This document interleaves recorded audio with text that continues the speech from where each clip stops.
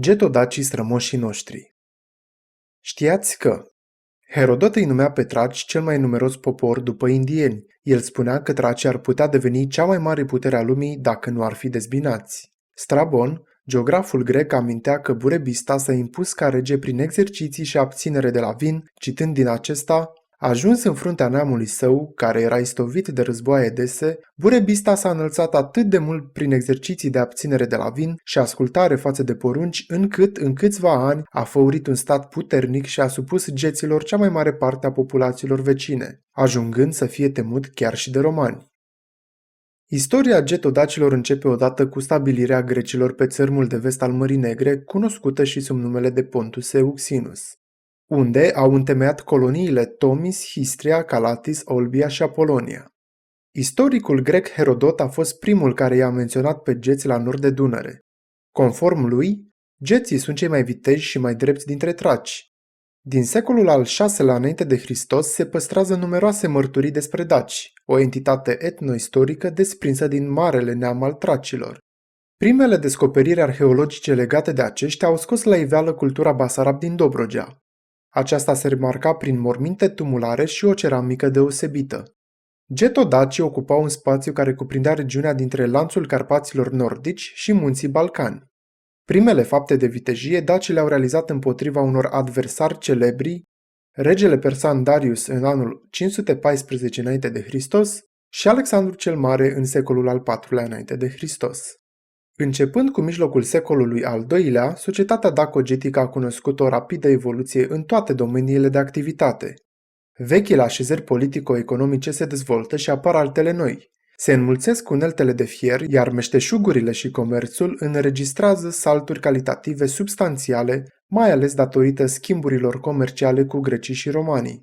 Totodată se accentuează împărțirea pe clase a societății în capilati sau comati, aceștia fiind membri de rând, și tarabostes sau nobilii. Societatea getodacică a cunoscut o perioadă de înflorire sub domnia regelui Burebista, 82-44 înainte de Hristos. Contemporan cu Cezar și dușman al acestuia și prieten al lui Pompei, în jurul anului 70 înainte de Hristos, condițiile externe fiind favorabile și acțiunile politice și militare ale lui Burebista încununate cu succes, getodacii au ajuns să aibă o conducere unică și fermă ca și o puternică organizare.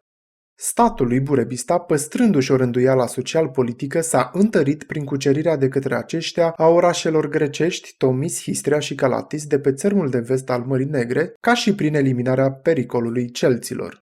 Astfel, Burebista a preluat conducerea întregului ținut traco-getodacic, care se întindea de la munții Haemus din Balcani până la Carpații Păduroși și de la Tiras, Nistru, până la Tisa, controlând ambele maluri ale Dunării.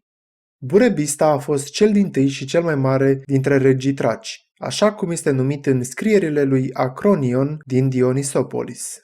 Capitala statului getodacic se afla în zona munților Orăștiei, masivul Șureanu. Acolo Burebista și-a dezvoltat un întreg sistem de fortificații continuat de urmașii săi, Dicomes, Scorilo și Cotiso.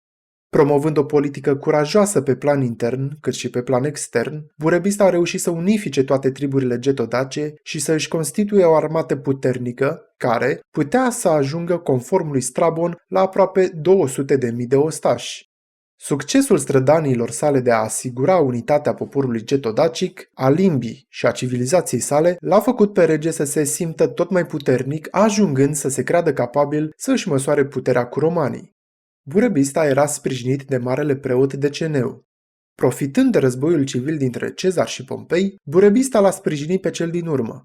Din nefericire pentru el, Cezar, care a câștigat războiul în urma bătăliei celebre de la Farsalus, din Grecia, s-a hotărât să se răzbune pe daci și a pregătit o campanie împotriva acestora cu scopul de a anihila nucleul getodac de la Sarmisegetuza și stabilirea graniței statului roman pe linia sigură a Dunării. Dar asasinarea sa în anul 44 înainte de Hristos a dus la anularea confruntării militare cu aproape 120 de ani. La scurt timp după moartea lui Cezar, Burebista a fost înlăturat în urma unui complot al aristocrației nemulțumită de puterea absolută a regelui. După căderea sa, statul a slăbit și a pierdut din teritoriu, concentrându-se în jurul nucleului fortificat din munții Orăștiei. Statul lui Burebista reprezentase pentru o perioadă de câteva decenii o forță de prim rang și o amenințare pentru romani care rivaliza cu pericolul german.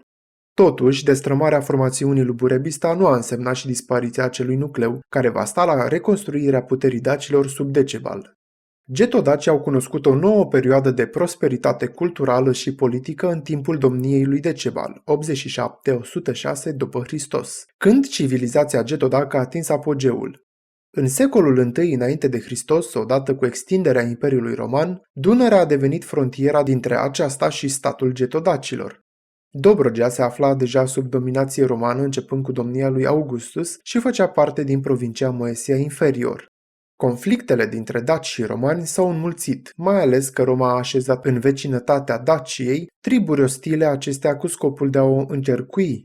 Romanii au pornit război împotriva dacilor și după o primă confruntare, 87-89 după Hristos, aceștia au purtat două războaie sângeroase în timpul împăratului Traian, în 101-102 și respectiv 105-106 după Hristos. Getodacii au fost învinși, iar imperiul condus de Traian și-a extins frontierele peste Dunăre, transformând o parte a Daciei în provincie imperială romană. Două monumente comemorează evenimentele. Unul este columna lui Traian de la Roma, opera lui Apolodor din Damasc, iar al doilea este Trofeum Traianii de la Adam Clisi. Întrebări.